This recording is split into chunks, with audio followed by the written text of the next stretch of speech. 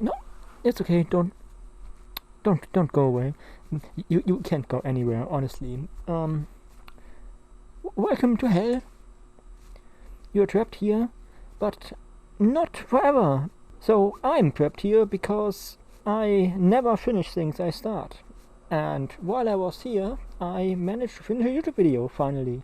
And you're here to watch that. And if you finish watching it, we both can go home. That's great, right? Yeah. Good. You ready? Have you heard about a game named Platform 8?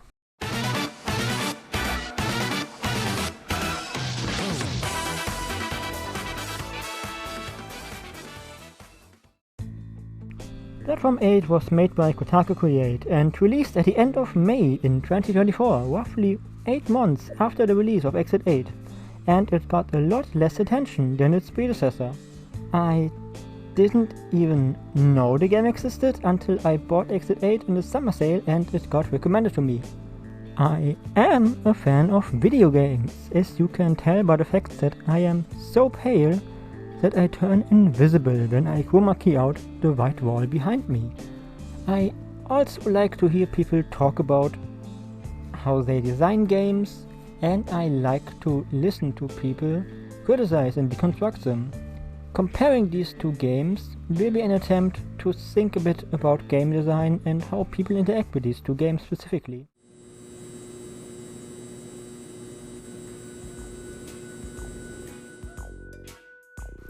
In Exit 8, you walk to this hallway. If everything is normal, you can continue and you manage to advance. The same happens if you spot something weird and turn around. If you don't notice an anomaly, you get sent back to 0 and you have to start all over again. Oh my god. No! No! What do you mean? Wasn't? Am I crazy? No! At its core, it is a spot a difference game, without an original picture next to it. You have to learn what can change, and remember it. It is simple, and that's what makes it fun. You never know if you will walk into a corridor of obvious danger, or if you have to pay attention to the smallest details. It's pretty good at making you paranoid.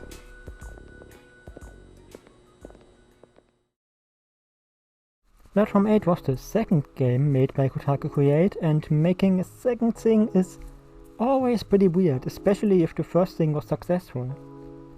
You want to try and capture the thing that made the first thing great, while also improving on the previous work and adding new stuff so you can justify that people go and buy it. Platform 8 places the player in a train and they have to walk through a number of infinitely repeating wagons until they reach Platform 8. It is a similar scenario with a change of location that, while being more interesting as an aesthetic, makes it less interesting from a gameplay point of view. As far as I can tell, there are less anomalies in Platform 8 than there are in Exit 8. But it has a lot more anomalies that can reset your run if you allow them to catch you. This is important because, unlike in Exit 8, you cannot make the decision to go back and get reset by making the wrong move. The anomalies have to be more intrusive. Obstacles that you have to face or overcome. I think the best way to explain this is the way speedrunners beat the game. The currently fastest time for Exit 8 is 1 minute and 3 seconds. The runner Kaima runs through the first hallway and then he starts going back and forth for every other following hallway. In Exit 8, you can take your time to spot all differences, but if you are lucky, the anomalies are instantly visible, or you can just get lucky when you dodge the hallway. The fastest speedrun for Platform 8 is 1 minute and 9 seconds by runner Quattro. Quattro. The video on speedrun.com includes the failed attempt in the beginning, where he has to reset because what he just encountered would take too long to be resolved. ここで来なかったら多分もうダメだ。Okay, for full transparency here I should clarify something. I originally thought he noticed an anomaly that would take too long. I just can't spot from the footage. But the way he talks about it makes it look more like he encountered nothing twice in a row, and that is also a bad thing. Let me explain that. You have to encounter 8 anomalies to reach an ending. Anomalies can happen back to back, but often you have one normal wagon between them. Having 2 normal wagons can happen too, and it just pushes the goalpost further away from you. It is unlucky RNG that doesn't make the run impossible, but it is essentially the same as getting an anomaly that takes too much time, like having to find this little girl or having to wait out an event. It's a time loss that might not happen in the next run, and as a speedrunner you obviously want that optimal run. Platform 8 forces you to engage directly with its anomalies, either by sending you running to escape your fate, or by stopping you with a puzzle or something. Something you have to wait out that costs time.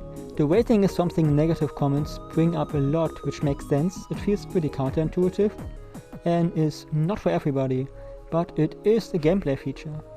You can at any time just sit down on one of the seats and just wait for whatever is currently happening to pass. My point is, this is an intended way to interact with the game. When I started this game for the first time, I wanted to explore what it has to offer. I was walking through the wagons to check out what happens and to watch some anomalies. Everything was pretty cool, except for some reason I didn't check the train info above the doors when this glitchy woman appeared, and didn't connect the dots that she only moves when I don't look at her, and that ended a few of my runs pretty quickly, but everything else was pretty intuitive for me. Then, while I was checking how many views these games get on YouTube and which videos get recommended to people, I found a stream where KasAneo plays the game, and that opened me up to an entire new possible flaw in the game that I like to call "Instructions unclear, chat, are we cooked?"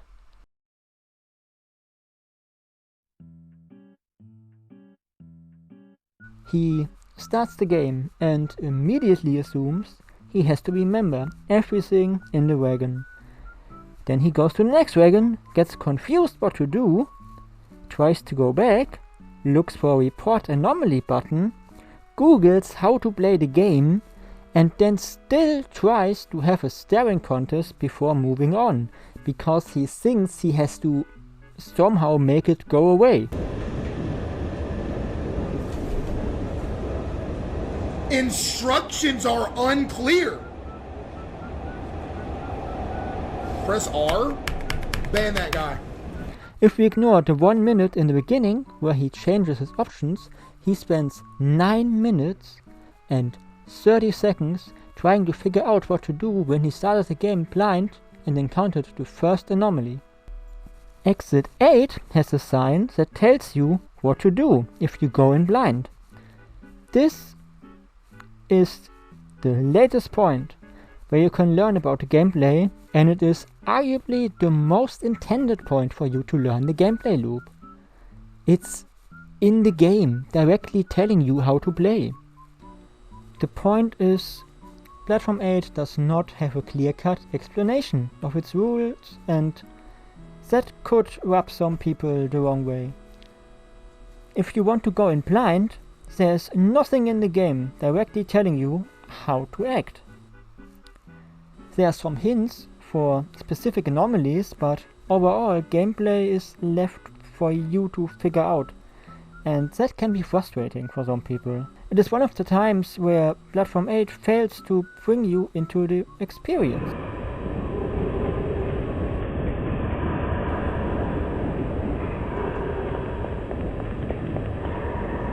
A big issue for me personally is the setting.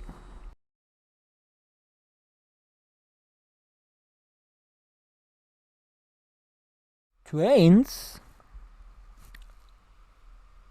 are cool, but they are also designed with a clear purpose, to bring people to a different location. The 8 levels you are passing through even show different station names.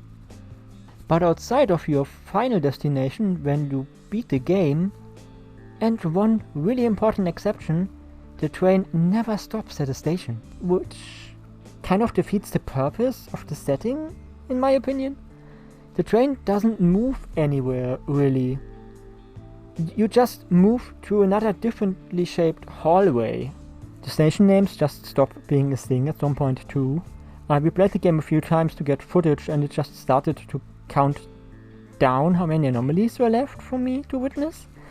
My point is that with how the game plays, there's no reason for it to take place in a train. It could be a hallway in an old mansion with 4 doors, or a cave, or a path in the woods. So, I know what you're thinking. Who does this basement-dwelling gobschnackler think he is? Making video games is hard! Yes, I know, trust me. I have at least 50 forgotten projects lying around where I tried to make something in RPG Maker, Ren'Py, Trine, and the self-programmed Waycaster engine. I know it is hard to work on a game, and it is even harder to get out a finished product. But it's also sad to finish a game and watch people receive it as worse than the thing you made before. It's like you gain negative experience in a way. Also, scary Japanese media is something I like a lot. I like thinking about it almost as much as Elon Musk likes to think about the letter X. Which brings me to the coolest thing in this game. If you ignore the anomaly where the train doors just open and you can jump out into the void, there are 3 instances where you can leave the train. If you reach the normal ending, you can walk into this white void and get the credits. If you witnessed all anomalies, you actually get to see the train station, and you can walk around in it, which feels pretty liminal. Oh man, a liminal underground station, this looks so familiar and nostalgic. I sure hope I will not be trapped in an infinitely repeating hallway and man, not again. But there's another instance where you get to walk around outside the train. A place that stayed in the back of my mind ever since I visited it.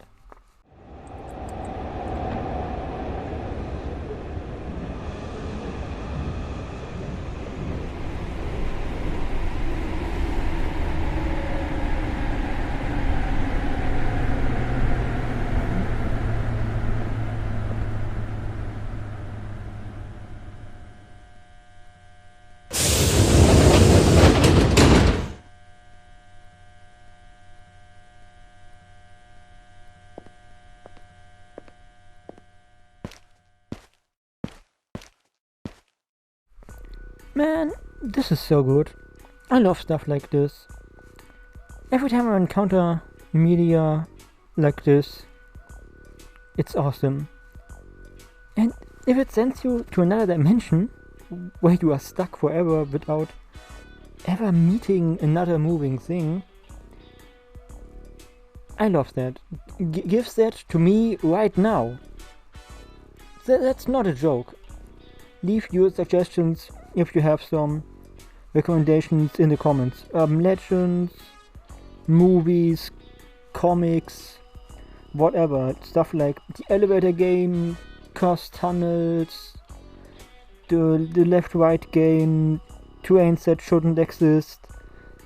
Whenever I go to the toilet at 37 PM in the morning, I have to follow 69 rules so the creature legally owns my left toe.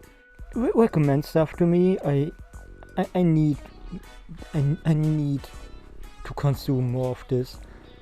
I just want. Let me drink the water in the pool rooms. Let me drink the water from the pool rooms, please. It looks so fresh and crisp.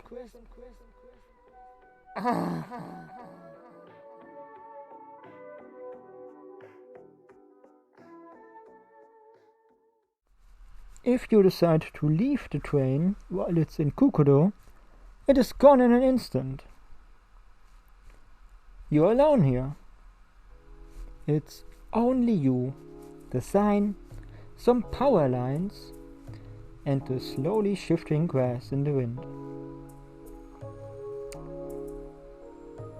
You cannot leave here. You cannot die. When you follow the tracks or just run away from the platform, you will just end up at the platform again. You even get an achievement for it. That's neat, right? I tried to look into this, of course, to find out, is this a reference to something specific? Or just in general, the typical cursed train station thingy? And there's a bit of interesting stuff. There's a train station named Kokudo Station that is pretty vibey and is fun to read about. Link in the description. There is Kokudo Kudo, a private Japanese Utao voice bank. We cannot escape Teto at all. There's also a story on 2chan about a woman named Hasumi that ends up on a station called Kisaragi Station, which doesn't exist. She writes about it until her battery runs out and then no one ever heard of her again, which is pretty similar to the situation we are in the game. But it's probably just a loose interpretation of the haunted train stations and ghost trains trope.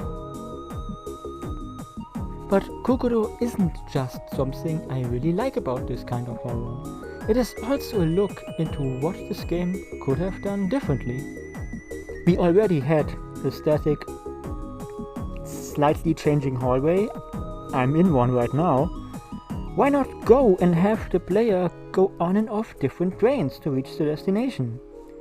It doesn't even have to be different trains. Maybe the train just stops because the ghost girl wants to play hide and seek outside.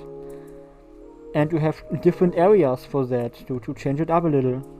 Or you have to find this guy's hat? I think even waiting sections could be more interesting for people that don't enjoy sitting in silence if you had to watch out for more than one threat. Like, maybe you have to do a task to protect yourself from something. Or imagine you have to go out of the train to get a new train ticket maybe. Or change the train tracks because you want to save those lobsters from being crushed. Actually, petting lobsters is no fun. Frick those guys.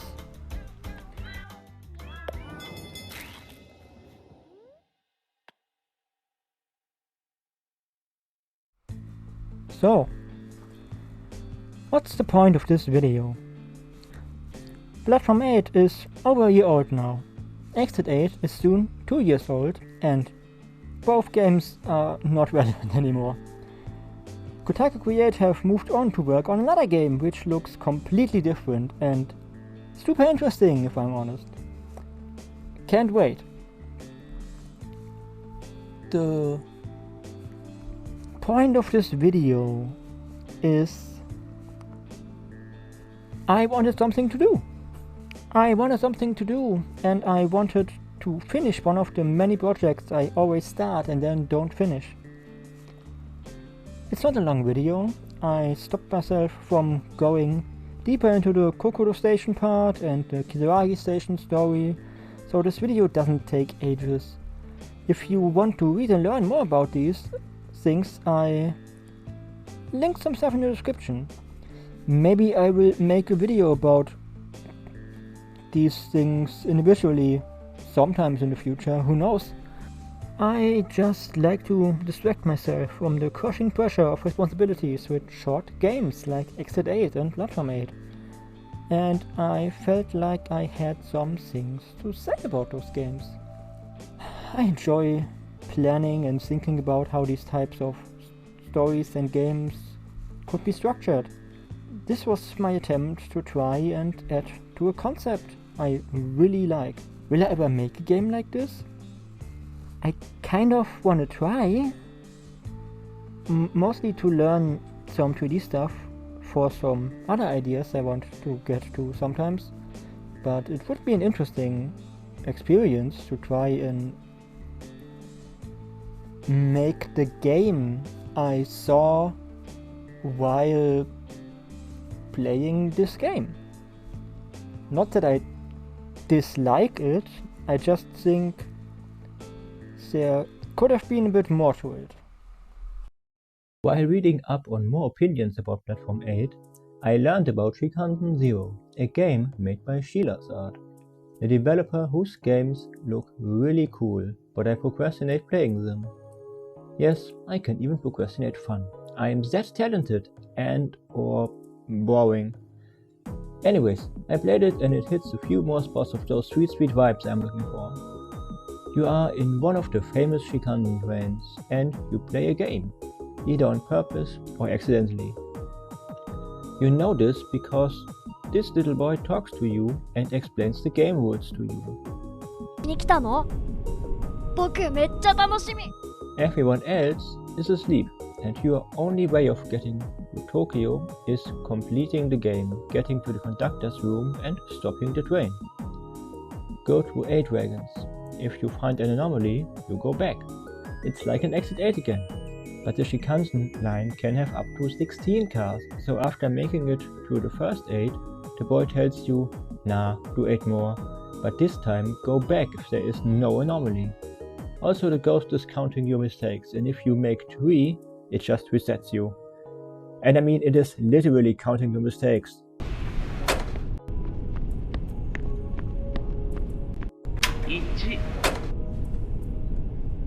This jump scared me the first time I heard it.